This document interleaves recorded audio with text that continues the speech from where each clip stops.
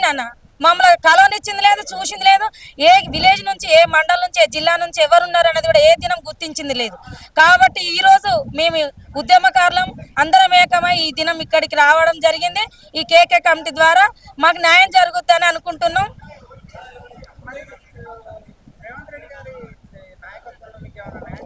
న్యాయం జరుగుతుందని కంపల్సరీ నమ్మకం ఉంది. ఈ మాత్రమైనా మమ్మల్ని గుర్తిస్తున్నారు. ఉద్యమకారులం కలగా అనేక మంది విద్యార్థుల ఉద్యమాలను చేసిన ప్రతి ఒక్కరిని ఆదుకుంటానని కేకే కమిటీ వేసినందుకు మాకు నమ్మకం కలుగుతా ఉంది.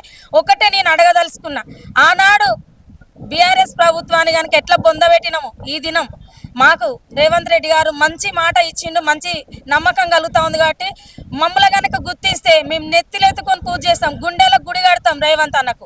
కాబట్టి ఆనాడే రోజైతే మేము తెలంగాణ తెచ్చుకున్న వాళ్ళం, మీరు ఈ రోజు బీఆర్ఎస్ ప్రభుత్వాన్ని గద్దదించిన వాళ్ళం.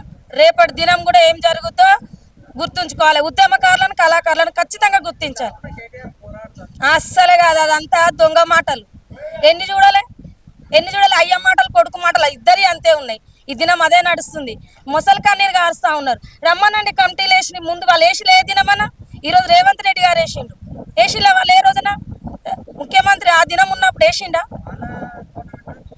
అస్సలు న్యాయమే జరగలేదు. ఏ దినం కూడా మాకు న్యాయమే జరగలేదు.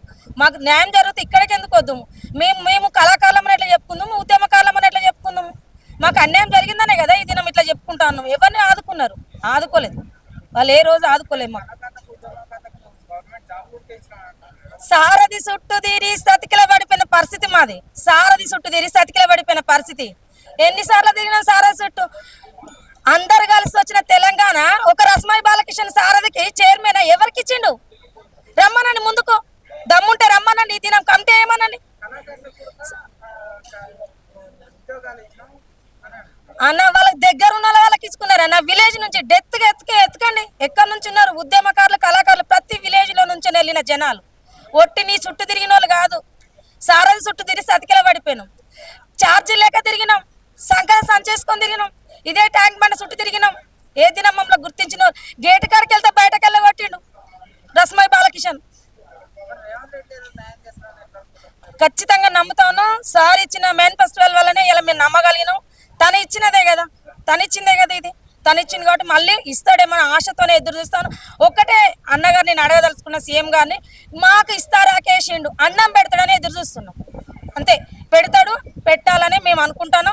ఆ దినం ఎట్లయితే చేసినామో మళ్ళీ అదే ఉద్యమాలు, మళ్ళీ అందరం ఏకమవుతాం, గద్దదించే రోజు వస్తుంది. ఇస్తారాక వేసిండు కదా, అన్నం పెడతాడని నమ్మకం. అంతే, ఆ భరోసా మీదనే మేము ఉన్నాం. Thank you.